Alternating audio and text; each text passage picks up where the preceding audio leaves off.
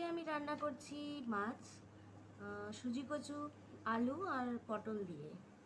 মাছে নুন আর হলুদটা মাখিয়ে নেব।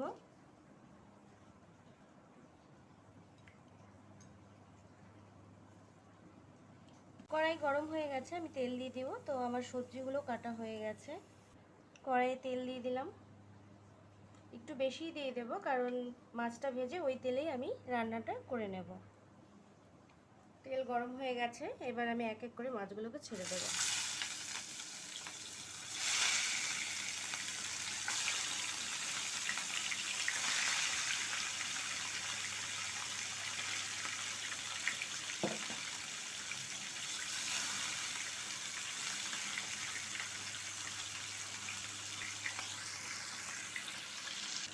একটা পাশ হয়ে গেছে, আমি হালকা করে একটু এপিট এপিট করে নেব।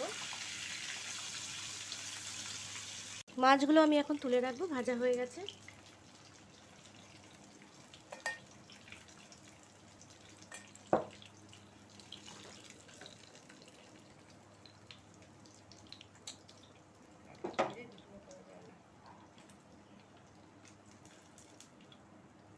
এবার সবজিগুলোকে এই তেলের মধ্যেই দিয়ে দেবো।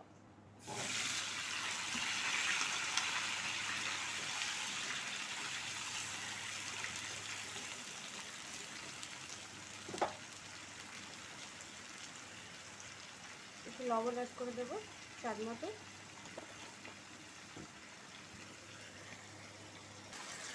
একটু হলুদ অ্যাড করে দেবো।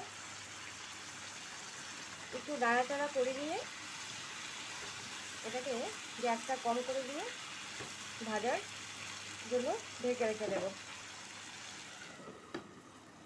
এটা হতে থাক। সবজিগুলো ভাজা হয়ে গেছে, তো আমি একটু কালো জিরা এখানেই দিয়ে দেবো।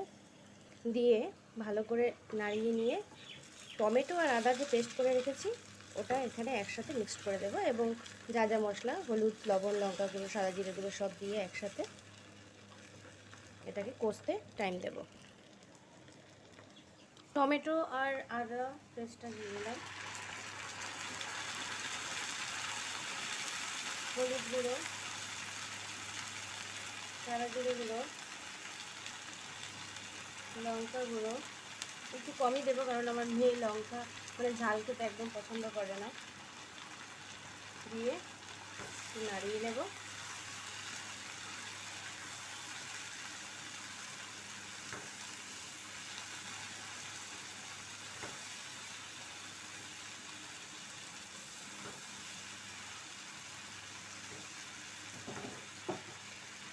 স্বাদ মতো দিয়ে দেবো লবণ, কারণ এর আগে ভাজার সময় আমি দিয়েছিলাম।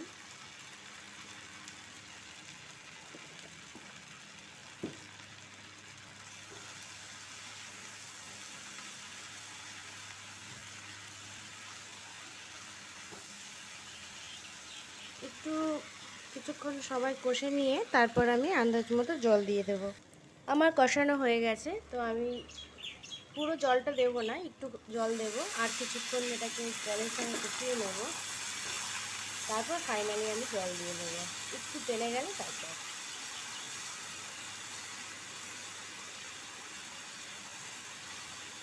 এবার আমি একটু ঢেকে দেবো 2-3 মিনিটের জন্য। এবার আমি জলটা দিয়ে দেব আর মাছগুলোকে এক এক করে ছেড়ে দেব।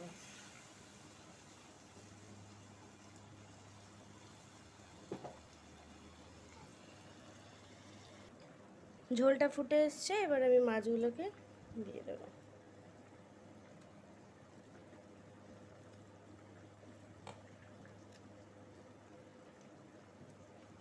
একটু হালকা করে নাড়িয়ে দেব।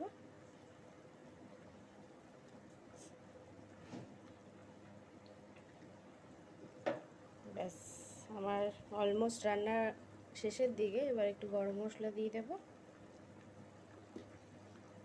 এটাকে ঢাকা চাপা দিয়ে গ্যাসটা একটু সিম করে দেব।